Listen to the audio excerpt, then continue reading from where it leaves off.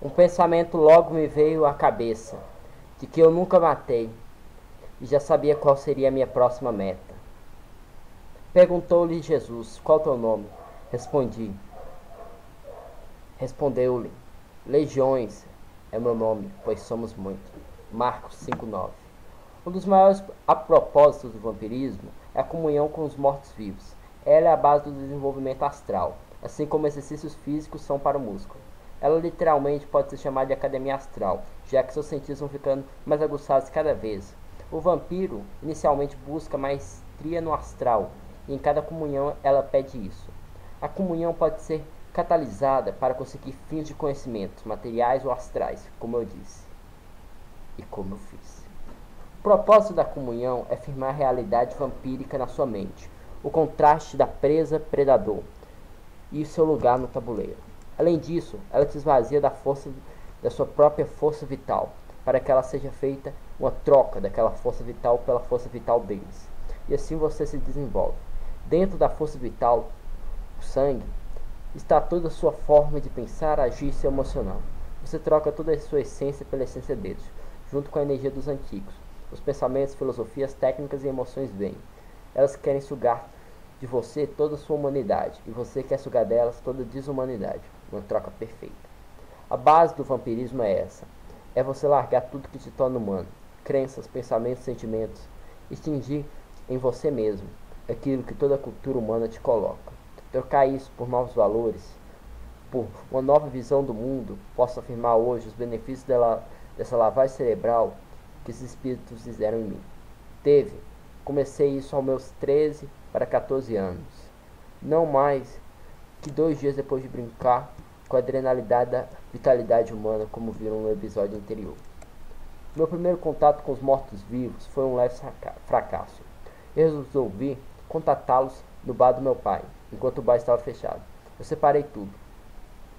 Velas pretas, junho 99, vinho o mais barato possível e bem escondido dos meus pais. A taça virou um copo americano comum. Madrugada, furtar o espelho do banheiro, sair de fininho e ir até um bar para fazer o ritual. Enfim, tudo preparado. Eu poderia conquistar o mundo. A comunhão se iniciou comigo, chamando eles e invocando para aparecer diante de mim na mesa de plástico. Estava lá o espelho, as 2 velas pretas e um copo com vinho. Chamei eles imediatamente, eles vieram. Senti um arrepio profundo. Eu estava nu e logo olhando para o espelho. Pude ver o melhor, não mais ver meu reflexo. Era eu no espelho da frente, mas ao mesmo tempo não era. E aquilo refletia no balcão atrás de mim. Era fenomenal. Enquanto baforava minha vitalidade em direção ao espelho, feito louco, meu corpo ia formigando. Algumas mãos iam passando pelos meus ombros e eu escutava uma espécie de sussurros, o qual não entendia merda alguma. Era maravilhoso. Eu mal tinha aprendido a drenar. Já estava lá, convocando os espíritos de 2000 anos ou mais, com meu piu-piu de fora e se esgoelando sem vitalidade nenhuma. Deve ser divino para você, leitor, visualizar a cena. Quando não aguentamos mais voltar à minha vitalidade, eu me lembro que apoiei na mesa do bar e parei. Meu corpo tremia tudo. Tudo estava extremamente gelado. Eu ainda ouvia aqueles sussurros estranhos e um formigamento pelo corpo todo. Eu chamaria de bizarro, se não fosse fenomenal.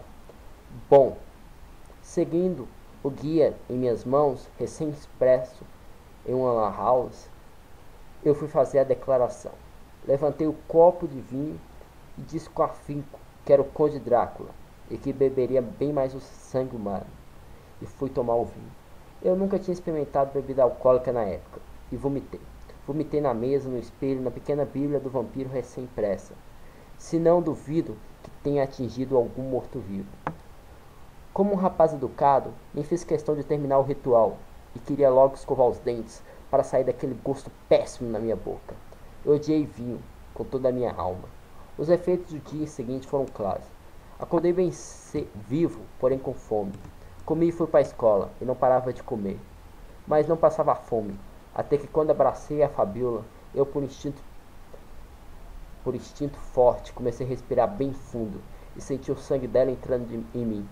Eu senti que sentia fome, era um efeito ímpar, e hoje penso Se não foi algo que os mortos-vivos fizeram só para despertar esse lado em mim, realmente faz sentido.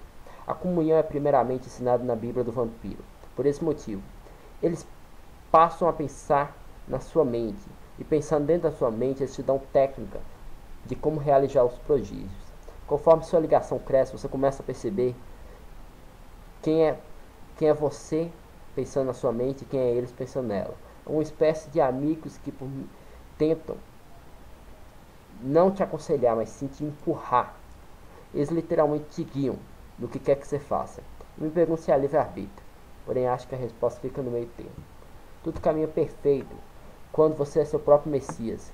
Então eu, como iluminado antes da crucificação, fui realizar a comunhão diariamente. Na época, eu era membro do Templo de Satã.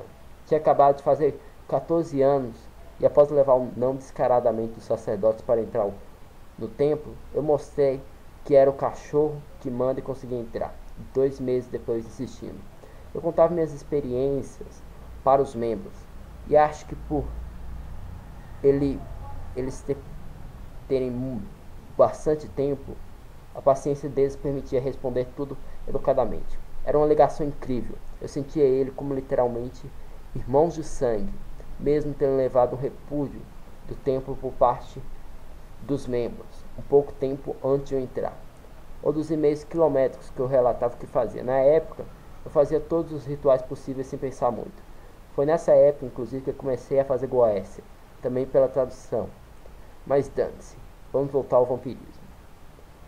Eu deixei de fazer em casa e comecei a fazer na praia de madrugada. Morava em frente dela. Minha mãe já tinha descoberto que o filho estava nas mãos de Satanás e, por prazer do destino, ela me deixava viver desse modo. As comunhões ao ar livre começaram a despertar meu corpo astral de modo incrível. Lembro-me de umas delas, eu estava com os olhos fechados quando soltava vitalidade para os mortos-vivos, até que percebi algumas pessoas vindo em minha direção. Realmente tinha, mas ao menos uns 300 metros de mim. Eu sentia pessoas no calçadão. Escutavam elas falando, mesmo estando na beirada da água. E elas iam fumando na calçada da praia. Eu andava pela rua, em fase que chamava de pós-comunhão, sentindo as coisas e escutando bem longe de mim. Durava pouco mais de 20 minutos. A comunhão era o tipo de LSD espiritual. A vontade de chamungar aumentava e eu fazia todos os dias. Sozinho em casa ou no banheiro escondido, quando minha mãe estava na praia de madrugada. Enfim, todo lugar era um lugar para chamar os mortos-vivos. A necessidade de uma invocação formal passou. Se eu me trancasse no banheiro na hora que eu olhava no espelho, já sentia eles ao meu lado. Eu os alimentava e eles desenvolviam algumas coisas incomuns. Eu tocava nas pessoas e sentia algo me ligando a elas durante o dia todo. Meus sonhos estavam cada vez mais lúcidos. Lembrava-os perfeitamente. Não o suficiente, eu olhava para as pessoas e via algo branco em volta da cabeça delas. E esse algo branco foi aumentando. E em algumas ficava colorido. Até que um dia, por acaso, do destino, descobri que era a Áurea. Bem, eu ainda tinha mais o que fazer fisicamente falando. Já tinha feito comunhão de tudo que é jeito. Então resolvi imaginar. Deitado eu me visualizei numa sala vazia, preta, com um espelho e 2 velas na mente. E mentalmente comecei a chamar para lá. Eles não vieram, eles me levaram. Até hoje não sei o que aconteceu exatamente, porém eu me lembro de ter sido sugado para dentro do espelho. Eu me lembro perfeitamente de realmente isso que você acabou de ouvir, ter sido sugado para dentro do espelho. E ficava passando por uma série de túneis pretos e roxos, enquanto figuras me seguravam e falavam algumas coisas que eu não entendia. Eu sentia literalmente sendo puxado, sem controle algum, valgando por uma escuridão palpável. Vira e mexe com tons violetas. Quando caí de volta no meu corpo, já deu a entender que era uma projeção. Mas tinha algo mais. Com meu corpo tremendo, sentindo uma segunda camada em mim, eu ria sozinho. Eles tinham me respondido. E assim comecei a me projetar. Pedi aos mortos-vivos em toda a comunhão para me livrar das trevas astrais e me deixar vagar livremente pelo astral. E aos poucos isso acontecia e eu tinha umas 3, 4 projeções astrais por semana. E nelas vagava pelo mundo e drenava as pessoas. A técnica era sempre a mesma. Eu sentava em cima do peito da pessoa e segurava o pescoço, enquanto ia puxando vitalidade.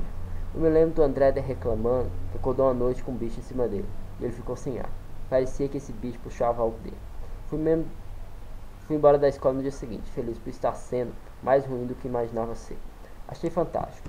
Antes que eu pudesse ter contato realmente físico com garotos e garotas, eu tinha chamado de um dread, os dreads nessa projeção. Eu não senti nenhum beijo, amasso ou toque sensual, porém eles me abraçavam e me causavam tensão intenso no astral, profundo. Quando eu voltava para o meu corpo, eu me sentia estava molhado. Achava interessante esse reflexo astral no físico. Ia buscar um sexo sem sexo com eles todos os dias. A noite sempre rolava da mesma forma. Eu saía do meu corpo e o chamava. Sentia aquela multidão de sombras pretas me abraçando e me causando sensações sexuais e consentimento me fazendo gozar sem nenhum tipo de sexo, segundo o entendimento humano.